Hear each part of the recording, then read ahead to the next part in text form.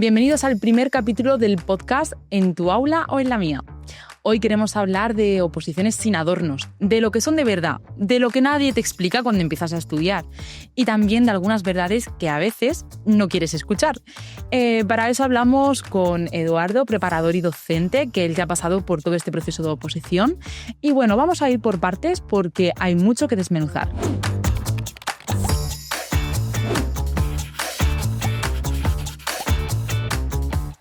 Hay una frase que se repite muchísimo y es que si te esfuerzas, apruebas.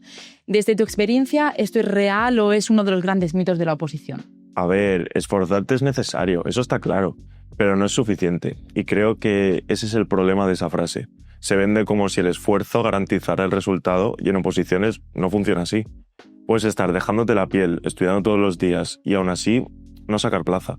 Porque aquí entran en juego más cosas, estrategias, saber estudiar, cómo defenderlo y también factores que no controlas. Cuando alguien se queda solo con me esfuerzo mucho, muchas veces se frustra más porque se siente que está fallando cuando en realidad no es así. Y bueno, en una oposición hay muchas cosas que no dependen de ti, como el tribunal, la suerte, el nivel del resto. ¿Qué pasa cuando un opositor se obsesiona con todo esto?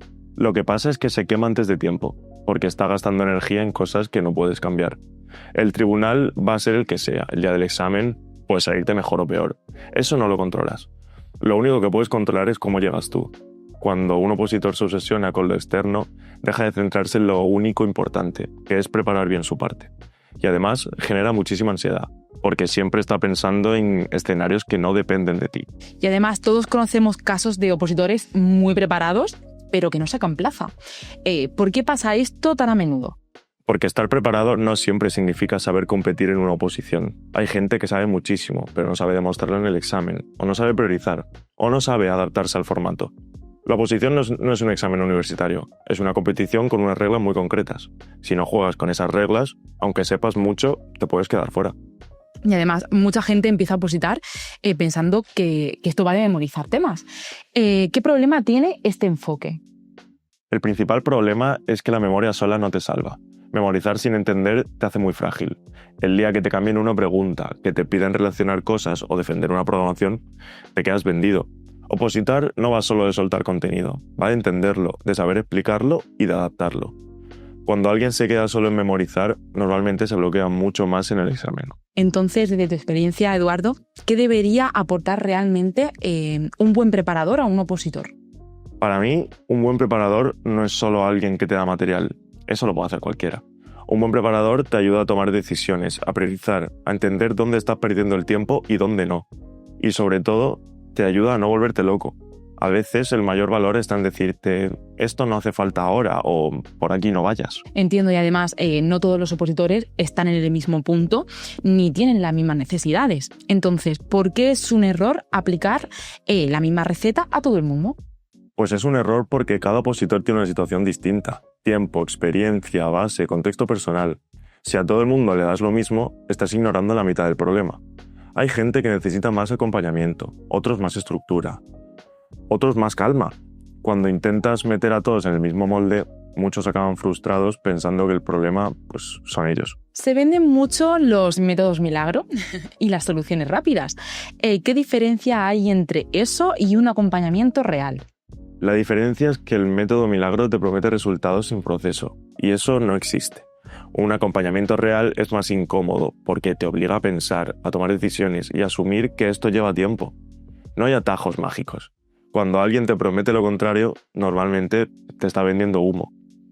Y además, en oposiciones parece que todo el mundo da consejos, compañeros, redes, foros. ¿Qué peligro tiene seguir consejos sin pararte a pensar si encajan contigo? El peligro es acabar haciendo de todo un poco y nada bien. Un consejo puede ser buenísimo para una persona y nefasto para otra. Si no filtras, acabas cambiando de estrategia cada 2 semanas y eso genera muchísima inseguridad. ¿Hay que aprender a escuchar? Sí, pero también a decidir. Cuando estás dentro del proceso parece que todo gira alrededor de la oposición. Pero ¿por qué es tan importante recordar que opositar no te define como persona? Porque si no, cada suspenso lo vives como un fracaso personal y no lo es. Es un resultado dentro de un proceso muy concreto. Cuando mezclas tu valor como persona con una nota, el desgaste es brutal. Opositar es algo que haces, no lo que eres. Y tener eso claro te protege mucho mentalmente. Aprobar no siempre significa saber más que los demás. ¿Qué cosas entran en juego para que alguien saque la plaza? Influye saber jugar el examen, saber priorizar, saber defenderte bien delante de un tribunal. A veces, alguien con menos conocimiento teórico lo hace mejor porque sabe ajustarse mejor a lo que te piden. Eso no quita mérito, pero ayuda a entender que compararte solo por quién sabe más no tiene sentido. Y además, la sensación de no llegar a todo es constante. ¿Cómo debería priorizar un opositor cuando el tiempo no da para más? Aceptando que no se puede llegar a todo. Ese es el primer paso. Priorizar es elegir, y elegir implica renunciar. Cuando intentas abarcarlo todo, normalmente lo haces de manera superficial en todo. Es mejor hacer menos cosas, pero bien hechas, que intentar llegar a todo haciéndolo mal. Y además, muchas veces se estudia todo como si todo tuviera el mismo peso. ¿Por qué es tan importante saber qué entra de verdad y qué no? Porque no todo tiene el mismo peso ni la misma probabilidad. Estudiar sin criterio es perder tiempo. Cuando sabes qué es más relevante, puedes profundizar mejor y llegar a más seguro. El problema es que mucha gente estudia por miedo y no por estrategia. Uno de los grandes líos es cómo repartir el tiempo entre temarios, supuestos y programación didáctica. ¿Qué errores ves aquí y qué equilibrio suele funcionar mejor? El fallo más típico es centrarse solo en una parte y dejar las demás de lado. O pensar que la programación se hace al final como si fuese un trámite rápido.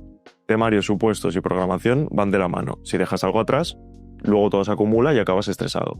Lo mejor es ir avanzando poco a poco en cada cosa todos los días o cada semana. Así cuando llegas al examen no vas con el agua al cuello y puedes defender cada parte con tranquilidad. Bueno, y ya para terminar, si tuvieras delante a alguien que ahora mismo está pasando por el proceso, por opositar, que está cansado y lleno de dudas, ¿qué le dirías desde tu experiencia? Desde mi experiencia le diría que no lo está haciendo tan mal como cree. Que es normal tener días en los que dudas de todo, días en los que parece que no avanzas o en los que simplemente estás agotado. Le diría que se canse, que tenga momentos de frustración. Todo eso forma parte del proceso y no significa que estés fallando. Opositar no va de sufrir más, va de encontrar la manera de estudiar de forma inteligente, de priorizar lo importante y de cuidarse uno mismo mientras lo hace. Al final, los que llegan hasta el final y aprueban no son los que más horas meten, sino los que han aprendido a gestionar su tiempo, su energía y su motivación. Así que, aunque parezca un camino duro, cada pequeño paso cuenta y, más importante, está bien sentir que no siempre es fácil. Bueno, hasta aquí el capítulo de hoy. Gracias, Eduardo, por estar con nosotros y por compartir con nosotros pues todo esto. Gracias.